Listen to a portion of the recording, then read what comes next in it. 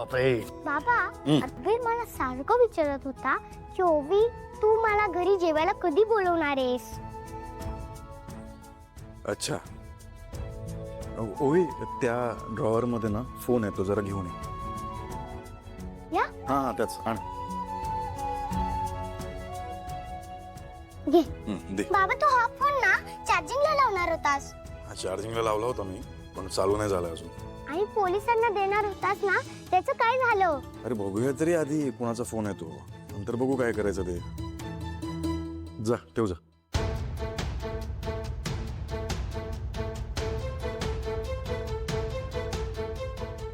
बाबा फोन सुरू झाला.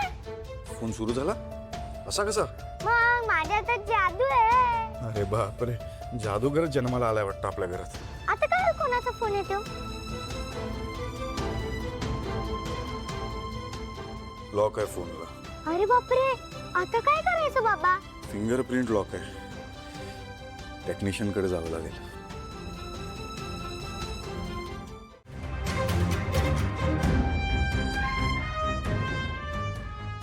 हा कोणाचा मुलगा आहे. हा इथंच राहतो का.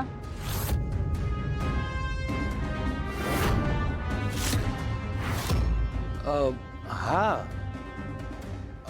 हा माझा शेजारी आहे.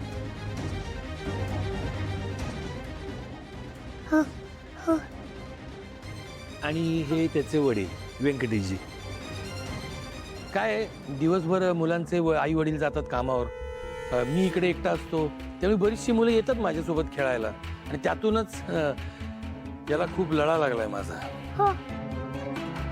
बरं ऐक रे माग्या तू आता बाबांसोबत घरी जा आणि फ्रेश हो आणि मग परत ये.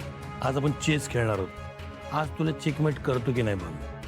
देख चला बाबा.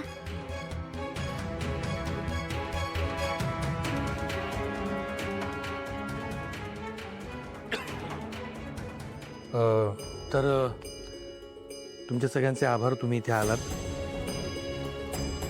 आता तुमची रजा घेतो. चला तुम्हाला सोडतो. या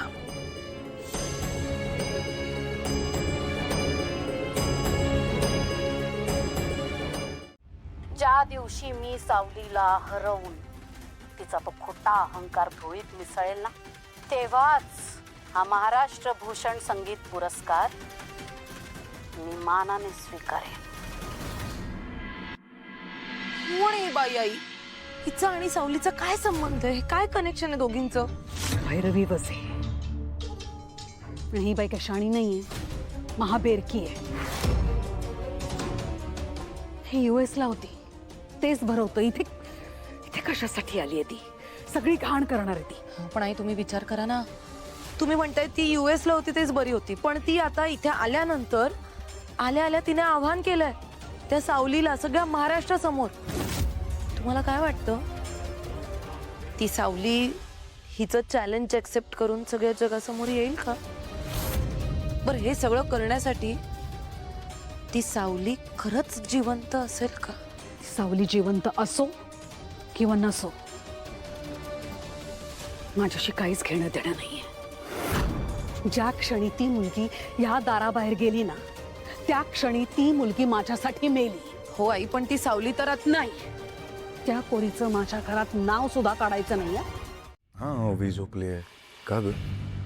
काय झालंय. सारद आज दिवसभरात न्यूज बघितली नाहीस का तू. नाही न्यूज नाही बघितली. मग जरा त्या फोनच्या कामात होतो.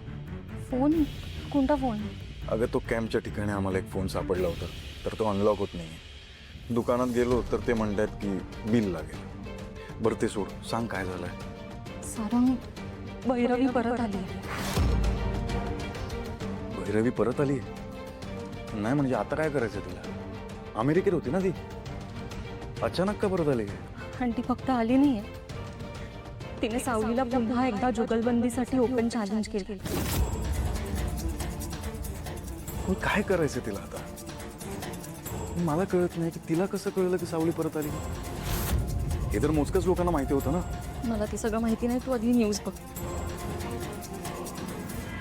ज्या दिवशी मी सावलीला हरवून तिचा तो खोटा अहंकार धुळीत मिसळेल ना तेव्हाच हा महाराष्ट्र भूषण संगीत पुरस्कार मानाने स्वीकारेन.